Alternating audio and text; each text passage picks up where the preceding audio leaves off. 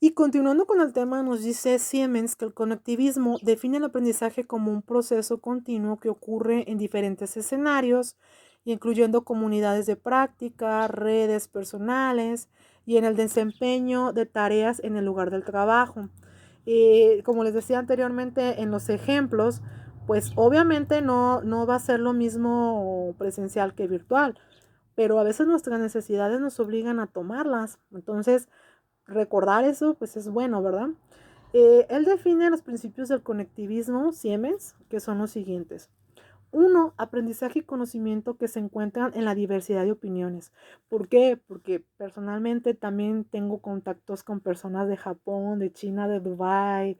Esto de las redes es fascinante en cuanto a conocer personas de otros países, de Brasil, Estados Unidos, etcétera, pues te hace más amplio el conocimiento y te ayuda, créanme, yo tuve una materia que se llamaba en la maestría educación comparada y en la licenciatura también. Y en la licenciatura tuve comunicación con Alemania y España, alumnos que después vinieron de intercambio y ellos me explicaban el tipo de modelo educativo que tenían, los tipos de estrategias, o sea, para eso nos sirven, para aprender también de los demás y ellos de nosotros. Eso es lo que a mí me gusta en este punto número uno. Número dos, aprendizaje es un proceso de conexión especializada de nodos o fuentes de información. O sea, ahorita actualmente, ¿qué pasa? Chicos, ahí está el PDF, ábranlo. Chicos, está el PowerPoint, ábranlo, guárdenlo. Chicos, están los videos, véanlos. Y antes créanme que no era así, era más difícil. Aprendizaje puede residir en artefactos no humanos, por ejemplo, la capacidad para conocer más, el más importante que actualmente conocemos. O sea, ahorita ya no necesitamos tanto de que voy a ir a la biblioteca, está cerrada, ya perdí este tiempo. Busco en Google, pongo el tema, PDF tal, me sale, me aparecen otras aplicaciones, las leo, las bajo, las descargo, les explico, etcétera. Entonces, eso es la maravilla de este tipo de teoría. Alimentar y mantener las conexiones es necesario para facilitar el aprendizaje continuo. Si vimos, si recuerdan, el cooperativismo y el colectivismo, también nos ayuda a aprender cómo mejor trabajar dentro de las aulas. Por ejemplo, los tipos de tareas que les he dejado, pues no crean como se los he dicho, es porque me las saqué de la manga. Es porque me lo han explicado muchas veces personas que ni siquiera viven aquí en México.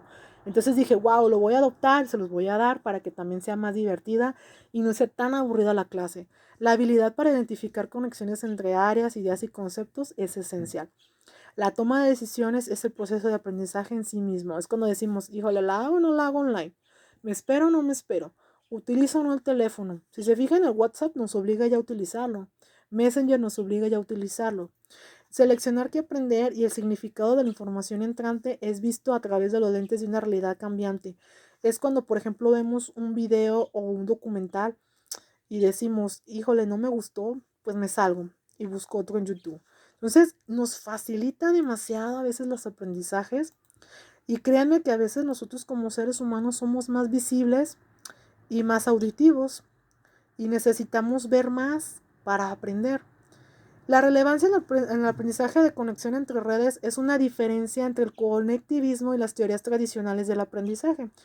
Obviamente lo que hemos visto en la clase anterior y estas teorías están a miles de kilómetros de diferencia.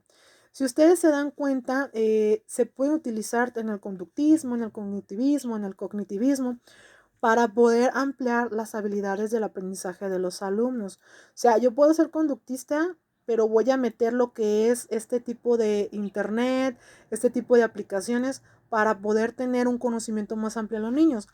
Un ejemplo muy claro, las matemáticas. ¿Qué haría yo o qué les he dicho a mis alumnos que hagan en prácticas o en materias? Pues realicemos los típicos juegos didácticos dentro del aula, pero también les invitamos a los niños a pasar a una computadora a aprender por medio de una aplicación de matemáticas cómo se multiplica, para qué son las multiplicaciones y que jueguen a multiplicar. Entonces, créanme que por ahí yo estoy aprendiendo en unas apps de inglés increíblemente didácticas y digo, wow, esto yo lo viví hace muchos años, pero lo estoy volviendo a vivir. Y las aplicaciones de las apps o las tecnologías que estamos viviendo día a día no es para fastidiar al docente ni fastidiar a la educación, sino que es para facilitarnos porque tenerle miedo a las tecnologías o dejarlo tradicional como lo habíamos vivido anteriormente, pues también es muy malo en estos tiempos. Les comento esto porque yo tuve la oportunidad de conocer personas del sindicato hace años por medio de mi servicio social y yo realicé un trabajo de investigación acerca de las TICs en la educación básica. Era una ponencia para la DERSA y para el sindicato. Estoy hablando del 2011-2012. Terminó mi servicio en el 2012 y obviamente pues la escuela me solicita volver para seguir aplicando en las diferentes áreas de investigación y bueno, que la fuera a explicar esas ponencias en otras instituciones como un concurso. Muchos de los maestros aplaudieron mis aportaciones, pero hubo maestros que no, porque decían, es que, a ver, explíqueme usted, maestro, si es que es maestra, porque todavía así me decían, ¿por qué utilizaría usted las redes sociales en clases? Y ya les explicaba, no voy a estar todo el día conectada, obviamente, a la internet, pero sí para hacer didácticas más fructíferas a los niños.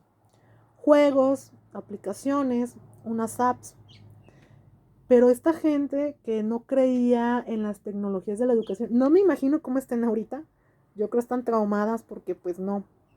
En ese tiempo me tacharon de loca, me tacharon de que no estaba bien mi teoría, de que yo no podía mezclar la tecnología con la educación y reemplazar a un maestro, en fin. Pero yo le pregunté, le dije, quiero preguntarle a usted qué tipo de educación lo formó. Tradicional, constructivista, humanista. No, tradicional, pues de la normal de maestros. Dije, válgame Dios, bueno. Aquí la concepción de la tecnología, chicos, en un punto en el que ya estamos acostumbrados a vivir siempre con el libro a la mano y a ser muy conductistas o muy tradicionalistas, nos da miedo. Entonces yo lo que yo les decía a estas personas es que usar las tecnologías no es romper con los esquemas tradicionales. Se trata de mezclar, de unir ambas fuerzas, como decimos, si no puedes con el enemigo, únetele, ¿verdad? Para poder obtener un resultado más favorable para los alumnos. Yo lo estoy experimentando, inclusive mi tesis final de licenciatura fue parte de ello, de las tecnologías, y mis trabajos de investigación, que tuve como miles, pues también tuve de todo tipo de problemas, evaluación, deserción, bullying, el mobbing, que es el bullying para maestros, pero también tuve tecnologías.